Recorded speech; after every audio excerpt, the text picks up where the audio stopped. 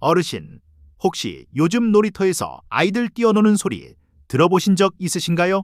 예전에는 골목마다 아이들 웃음소리가 끊이지 않았는데 요즘은 참 조용합니다. 단순히 젊은 사람들이 결혼을 안 해서 그럴까요? 아닙니다.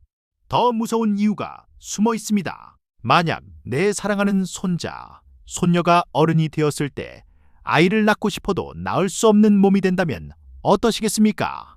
오늘 소개해드릴 책 카운트다운의 저자 샤나 스완 박사는 충격적인 경고를 합니다. 지난 40년 동안 서구 남성들의 정자 수가 무려 50% 이상 줄어들었다고 합니다. 더 무서운 건 지금도 매년 1%씩 줄어들고 있다는 점입니다. 이대로 가면 2045년쯤에는 자연 임신으로 아이를 낳는 게 기적 같은 일이 될지도 모릅니다. 인류 멸종이라는 단어가 과장이 아닌 셈이죠.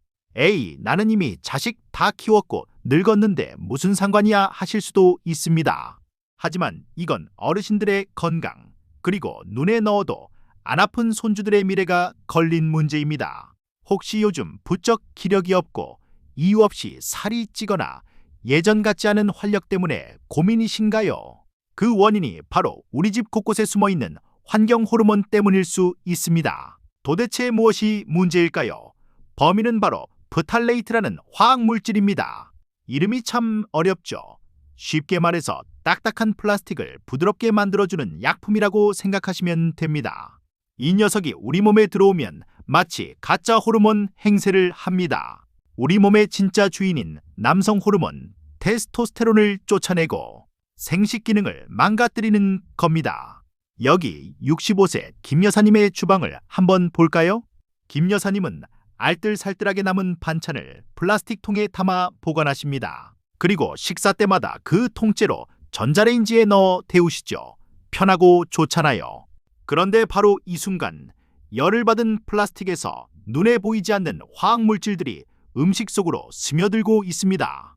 우리가 맛있게 먹는 그 따뜻한 밥이 사실은 환경 호르몬 덩어리가 될 수도 있다는 겁니다. 우리 몸의 호르몬은 열쇠고 몸의 세포는 자물쇠라고 상상해 보세요. 맞는 열쇠를 꽂아야 문이 열리고 건강이 유지됩니다. 그런데 환경 호르몬은 불량 열쇠입니다. 자물쇠 구멍을 꽉 막아버려서 진짜 열쇠인 우리 몸의 호르몬이 들어갈 자리를 없애버립니다. 그래서 남성은 남성다움을 잃고 여성은 생리불순이나 각종 여성 질환에 시달리게 되는 것이죠. 이번엔 70대 박 선생님 이야기를 해볼까요? 박 선생님은 꼼꼼하셔서 마트에서 장을 보시면 꼭 영수증을 챙겨서 지갑에 넣으십니다. 그리고 집에 와서 손으로 꼼꼼히 정리하시죠.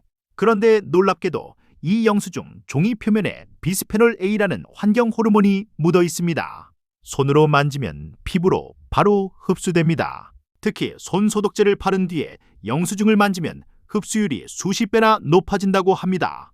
이런 화학물질은 어른보다 아이들에게 더 치명적입니다. 샤나 스완 박사의 연구에 따르면 임신 중에 프탈레이트에 많이 노출된 엄마에게서 태어난 남자아이들은 성기 크기가 작아지거나 잠복고환 같은 기형이 나타날 확률이 높았다고 합니다. 이것은 아이가 자라서 불임이 될 확률을 결정짓는 아주 중요한 신호입니다. 내 손주가 남자구실을 못하게 될 수도 있다니 정말 가슴 철렁할 일 아닙니까?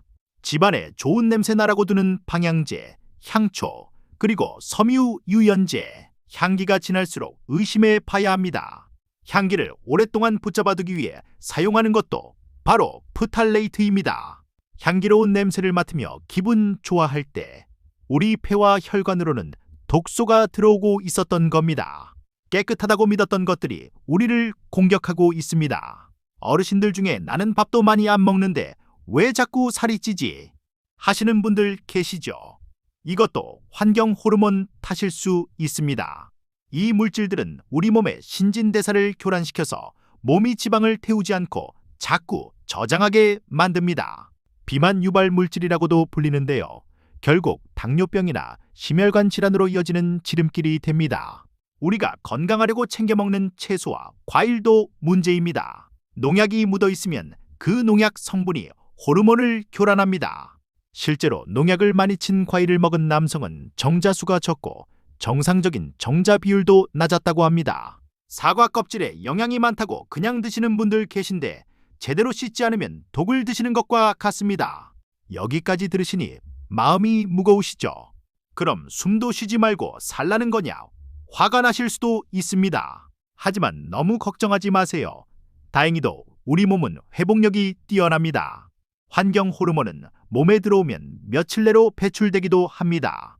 즉, 오늘부터 우리가 조금만 습관을 바꾸면 몸속 독소 수치를 뚝 떨어뜨릴 수 있다는 희망적인 이야기입니다. 지금부터 당장 실천할 수 있는 해결책을 알려드리겠습니다. 첫 번째, 주방에서 플라스틱을 몰아내세요.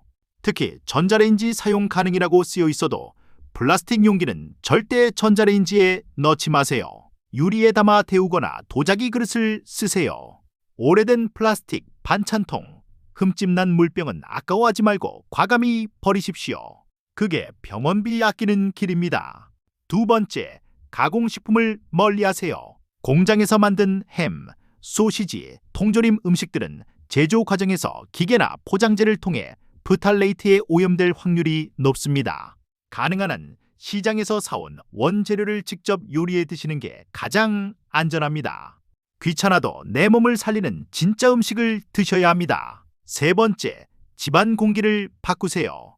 향기나는 화학제품 대신 창문을 열어 환기하세요. 집안에 쌓인 먼지 속에도 환경 호르몬이 달라붙어 있습니다. 물걸레질을 자주 해서 먼지를 닦아내는 것만으로도 체내 독소 수치를 낮출 수 있습니다. 비싼 공기청정기보다 젖은 걸레질 한 번이 더 효과적일 때가 있습니다. 네 번째, 물을 가려 드세요. 플라스틱 생수병에 든 물을 오래 두었다 드시지 마세요. 특히 여름철 차 안에 둔 생수병은 독극물이나 다름없습니다. 집에서는 정수기를 쓰시거나 수돗물을 끓여 드시고 외출할 때는 스테인리스 텀블러를 챙기세요. 무겁더라도 그게 건강을 지키는 생명수 통입니다. 그리고 가장 중요한 것, 며느리나 딸, 손주들에게 이 이야기를 꼭 전해주세요. 유난 떤다고 할 수도 있겠지만 아이들의 미래를 지키는 일입니다. 임신한 며느리에게는 플라스틱 용기 대신 유리 반찬통을 선물해 주시고 손주에게는 플라스틱 장난감 대신 나무 장난감을 사주세요. 할머니, 할아버지의 작은 지혜가 가문의 대를 잇는 큰 힘이 됩니다. 혹시 샴푸, 린스, 바디워시 등 욕실의 제품이 너무 많지 않나요? 거품이 많이 나고 향이 강할수록 화학물질이 많이 들어갔다는 뜻입니다. 가능하다면 천연 성분 비누를 사용하시거나 사용하는 제품의 가짓수를 줄여보세요. 우리 옛말에 과유불급이라고 하죠. 덜 바르고 덜 쓰는 것이 오히려 피부와 건강을 지키는 길입니다. 자, 이제 다시 김 여사님의 주방으로 가볼까요? 김 여사님은 이제 남은 음식을 유리 그릇에 담습니다. 전자레인지를 쓸 때는 랩 대신 도자기 뚜껑을 덮고요. 마트에 갈 때는 장바구니를 챙기고 영수증은 모바일로 받습니다.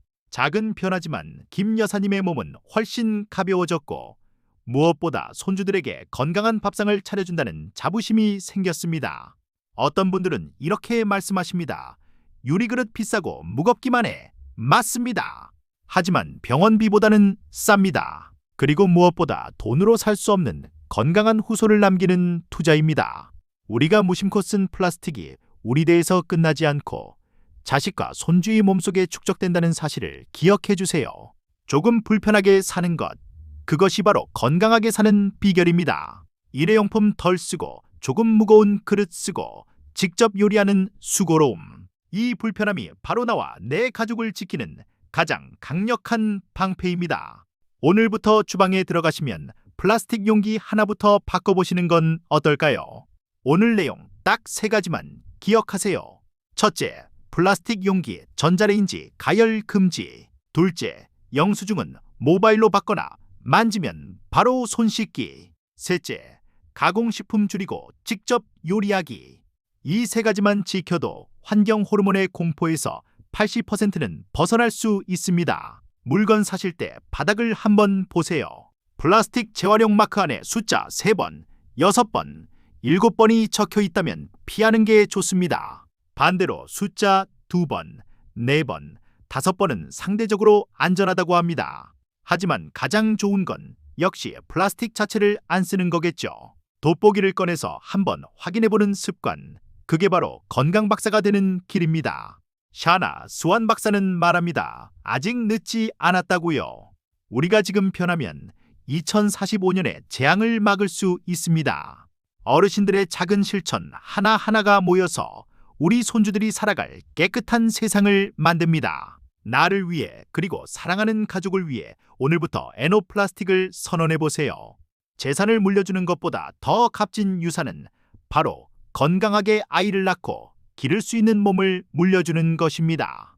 우리 세대가 편리함에 취해 망가뜨린 환경, 우리 손으로 조금이라도 되돌려고 가야 하지 않을까요? 오늘 저녁 식탁, 플라스틱 반찬통부터 치우는 것 잊지 마세요. 오늘 영상이 도움이 되셨다면 구독과 좋아요 눌러주시고 가족들 단톡방에도 이 영상을 공유해주세요. 손주 사랑하는 마음, 건강정보 공유로 실천해 보세요. 감사합니다.